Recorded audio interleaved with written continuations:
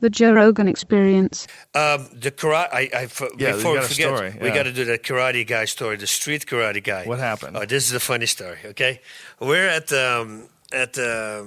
Kimbo has to fight, and before the fight, we go to a tap out party.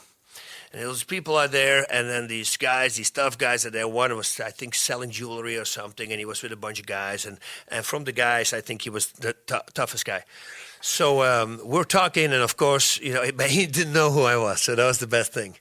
And the people were talking about fighting, and suddenly he comes forward and he goes, "Yeah, I used to do karate." He says, "But not normal karate. I used to do street karate." I go, "Wow, street karate? What is that?" He said, "Well, I can tell you one thing, that my routine has saved me like 6, 7 times." And I go, "Your routine?" "Yeah." I go, "Okay. You got to show me that routine, because I would love to learn." So the guy comes to me, and I actually put this in the movie. Here Comes the Boom. That was a true story. Well, that's a long story, but anyway, yeah. So the guy comes to me. He says, first of all, I would stand there, and then out of the blue, I will go, "Fuh!" And no. It goes first with his elbow. He goes to me. He does it to me. This close, right? And then, and then he goes, "Fuh!" And he was shaking in front of my face. He's serious. He's serious. He's this close to my face, right? Shaking, like this close. And my friends, everybody is already like almost dying laughing. Right. And then he says, and then a moment, he's perplexed, but I go to the neck, and then they always do this. He said, "Ah." He says, and I grab him, and now he kept eye contact with me, right? And he grabs, he says, I go, "Ah. And he kept He threw knees to the body, knees, threw and him then on the threw him on the ground. He and kept eye stepped on him. contact with me, and he stops, Okay. So I look at him, I go, "Nah, you never did that. Total bullshit." I said, "You practiced this in the mirror, and it looks Right. really cool, but you never did this." And all his friends were like, they were waiting for my reaction because they were in awe. This Right. guy was, it was his glory. And then when at the moment I said, "Total bullshit," I started talking, and another guy came and said, "You know who he is? He's actually a professional fighter." So the whole group left, but the fact, the facial expression from all those guys, they're all dressed the same, like these khakis with shirts over the top, all jewelry everywhere. Those guys. Exactly. Douchebags. The street karate guy, his Right. routine saved his life 7 times. Yeah, and there's a they lot of tell those they expect street- that you believe that crap. It was the most insane thing I've ever seen. And I did it in Here Comes the Boom, you remember? Headbutt, knee to the Yeah. face, throw away, stomp. Right. Victory dance, and I told that the backstage camera for Here Comes the Boom. I said, "This is a true story. Somebody told me this technique." There's a lot of those knuckleheads, right? Those street defense guys. They're like fake karate guys. And the worst part is they say, "Yeah, we cannot use it in the ring because Too it's way deadly. too dangerous." Yeah. I said, Well, well, we if you can do kill this somebody whole like rule. this, you can also not kill him. Yeah. Right? I mean, What? yeah. Right. I mean, have that kind of control If you of have that everything. kind of control, you just... Their techniques are too lethal, boss. You don't understand. It's like dropping a nuclear explosion on you. You know what I'm saying? the 1-inch punch, all that...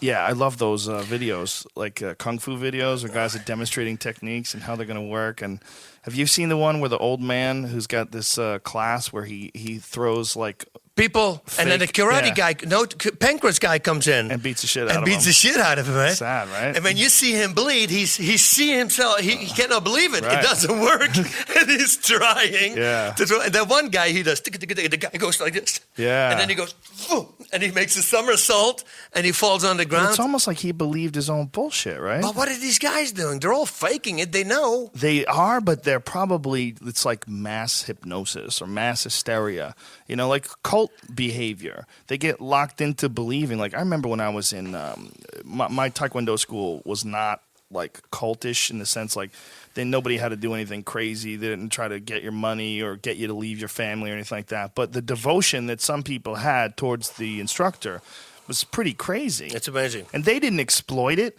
but if someone did exploit it, you could see how they could get some weak people that would really fall into it. And it's sort of a disturbing aspect of martial arts that one of the things that I really loved about Brazilian Jiu-Jitsu was that you didn't kind of see that.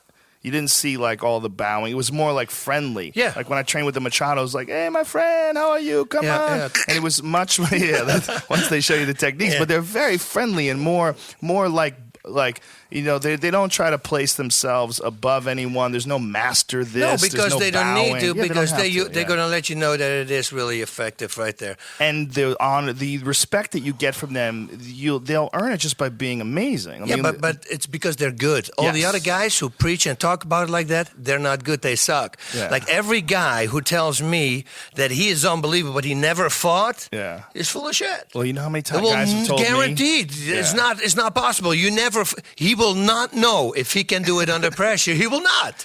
It's amazing. Do you know how many guys have told me, though, that they could never lose?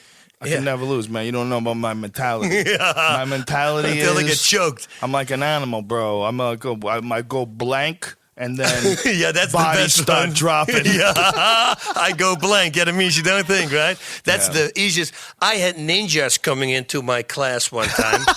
I'm not kidding. There's a guy walking in with a stash, glasses, and a big belly, and blue kimonos, and they came in Holland. And they walked in, there was 6 girls following him. It was like a cult. It was the weirdest thing ever. Later on, we found out he couldn't even do like 8 push-ups. It was like bizarre. And every time when I would show something, they would say something. Like one time, you know, I had an arm bar and this girl says, oh, we would bite in the leg, you know. So I start slowly but surely. I figured I'm not going to say anything. But then, you know, it kept going. I have somebody in a rear naked choke.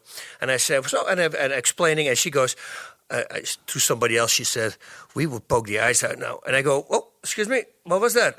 And she said, we will poke your eyes out right now. I said, wow, let's find out. I mean, I'm going to try this with you. Is that cool? Yeah. She goes, let's go, sit down. I said, put my arm around her neck. I said, okay, in 3 seconds, I'm going to go. If you touch my eye, I'm going to break your neck, okay? Let's go.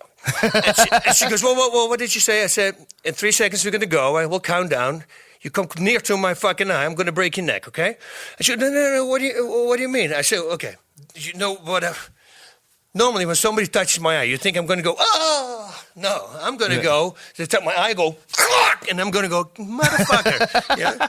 Then my eye hurts. That face was awesome. Never fuck with somebody who has a dominant position over you. If I have you in an armbar and you bite my calf, guess what's going to break at that moment? It's the most idiot thing that people actually believe that if you put a finger in my eye and a life in that situation, I'm going to let go of the choke. Yeah, really. Yeah. You know, I'm going to snap the neck first, and I'm going to let go of the choke. Well, not only that, people don't understand how quick you go unconscious. Like, if someone has a rear naked choke on you, especially if you don't really know defense, you haven't been choked a lot before, you don't know how to relax, you don't know how to tuck your chin. And do you know how hard it is to poke an eye? Yeah, it's if you do hard. this, I do that, you're out. It's very hard. Yeah. It's very hard. I squeeze my eye. I put my eye against the back of your neck. Back of your head. Now what you're used to doing, Bas Rutten, is fighting in a sport type situation where you got rules. See, out on the street, there are no rules. You know, and like I cannot fight without rules too, right? It's funny. It's like I can stab eyes too. Only I can do it better, more accurate as well. I used to do this. Well, I do this radio show. I won't name the guy, but there was a guy that they had as their bodyguard, and he's a fucking total bullshit artist. And he was a ninja, and he would fucking do videos doing nunchucks and shit. It was so stupid. Say his name, Master Poe. So Opie and Anthony show, and we were on the show once. And I'm fine. You know, you do whatever you want, but as soon as you're on the air, you're representing. You know, I gotta tell the truth. You're on the fucking radio now, and people are gonna listen to you. And if I let you get away with some nonsense, then you look stupid. And not me, man. Some young kid could be listening to that, and they want to start a martial art, and they get sucked into doing a stupid fucking street karate classes. Yeah. And I go, listen, it's real simple. The shit that works on trained killers is the best shit. Yeah. You don't see Anderson Silva, practicing eye pokes and although eye pokes are pretty fucking successful they're good. in the UFC. Yeah, they work. But you don't see him doing, death touch and fucking, pressure point attacks. That shit doesn't work. It doesn't work. I said on camera, we had an email from somebody. It said that his master could, with point pressures, they could knock you out. Oh, I got a great story about this also with Amir. Anyway, I looked in the camera. I said, okay, anybody in America, you're watching right now, if you have a person who says that he can knock me out with a punch, like just pressing somewhere, we invite him. We pay him. We pay his trip. He can come on the show. He can do it on camera, on me. He can knock me out. I said, it's a no-lose situation for me, because if it works, I'm signing up. I'm going to do that stuff. But I tell you, it's not going to work. We had this guy, but you know Amir Perez, so you know him also, right, my buddy? We see these guys on stage, and the touch guys, right? Yeah. So one guy goes this, tick, and this is what the person does, this. They just fall back. And then the guy said, did you see his eyes roll back in his skull? That means he was out for real. So I go to Amir and go, this is going to be fun. Watch this. So these guys, they come walking down after the set. I said, okay, do it to me. I want you to do it to me. You want me to knock out. He said, are you sure about that? I said, oh, do it to me. I want to know how it feels. And he goes, you know what? I got something better. So he already steered away from it, right? So he says, let me show you this. And he walks over to his buddy. They start talking to each other. And then he walks away. And in the corner, he stands like this, huh?